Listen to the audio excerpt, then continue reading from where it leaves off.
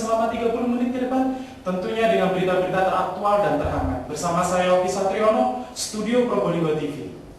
Pemirsa, cuaca yang buruk menyebabkan harga kenaikan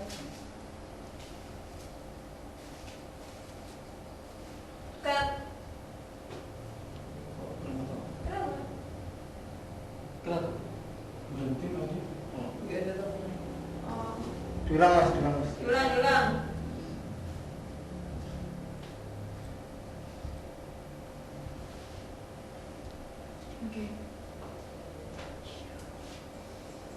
Oke. 3, 2, 1, action. Selamat pagi pemirsa, Probolinggo News kembali hadir menemani Anda selama 30 menit ke depan, tentunya dengan berita-berita terhangat dan teraktual. Bersama saya Oki Satriono, Studio Probolinggo TV.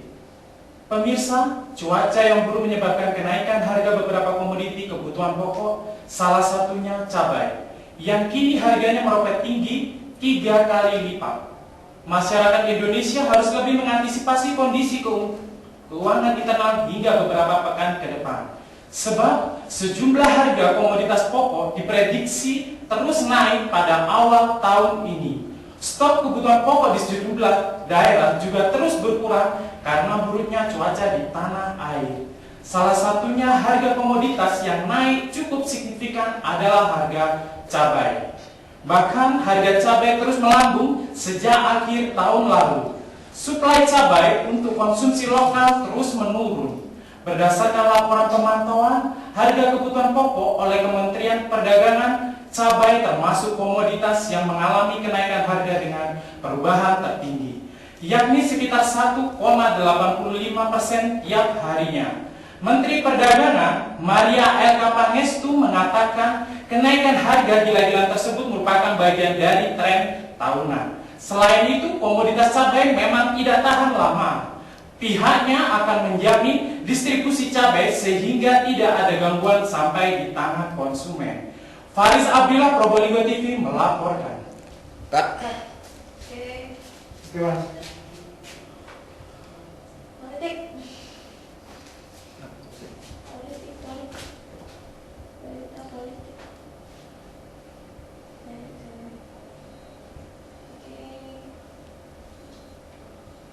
Ya, 3, 2, 1, action. Dari berita ekonomi kita akan beralih ke dunia politik. Pemirsa, pengesahan undang-undang partai politik yang disahkan DPR pada 16 Desember 2010 lalu mewajibkan seluruh partai di Indonesia untuk ikut verifikasi. Siapakah partai-partai ini dalam peraturan baru DPR? Partai politik yang lolos verifikasi oleh Kementerian Hukum dan HAM akan mendapatkan status dengan badan hukum. Ketentuan tersebut merupakan syarat mutlak bagi partai politik untuk bisa mendaftarkan sebagai peserta pemilu 2014 mendatang. Hal penting terkait undang-undang tersebut adalah mengharuskan verifikasi partai politik berbadan hukum ditambah partai politik baru harus dituntaskan 2,5 tahun sebelum hari pemungutan suara. Dengan ketatnya persyaratan itulah partai politik yang memenuhi syarat badan hukum diprediksi menurun drastis. Sekitar 15 partai politik saja asumsi bakal menyusutkan jumlah partai politik berstatus badan hukum. Tidak sepenuhnya salah, bahkan prediksi menurun drastisnya jumlah peserta pemilu 2014 bisa jadi benar. Ini terlihat dari rapatnya kelompok partai politik yang terkena jerat parliamentary threshold pada pemilu 2009 lalu ke partai di DPR. Sementara itu, animo untuk mendirikan partai politik baru juga tak semeriah dulu. Sejauh ini, Baru Nasional Demokrat bentukan Surya Paloh yang ditengarai sebagai embrio partai politik. Di luar itu hanya Yeni Wahid yang diperkirakan bakal membentuk partai baru bernama PKB Gus Dur. Reni Kamaya, Probolinggo TV melaporkan.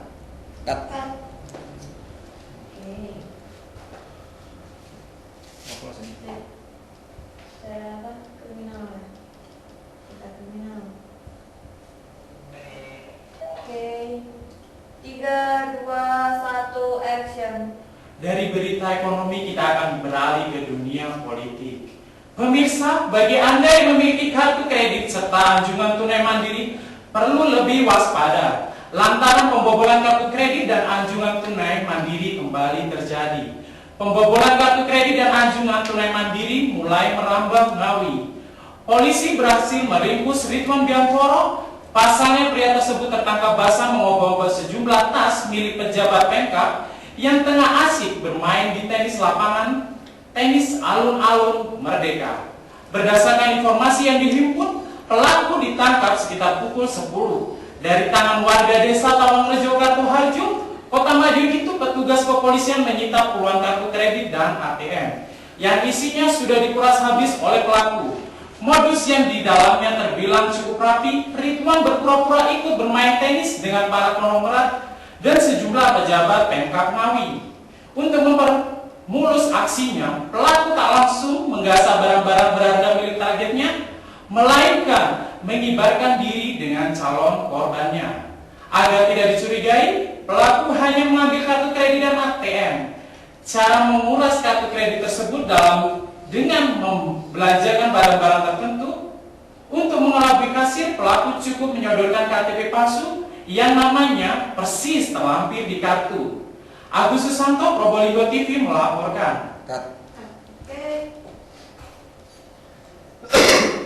Banyak yang tadi. Daripada yang tadi. Closing. Oke, closing ya. 3, 2, 1, action.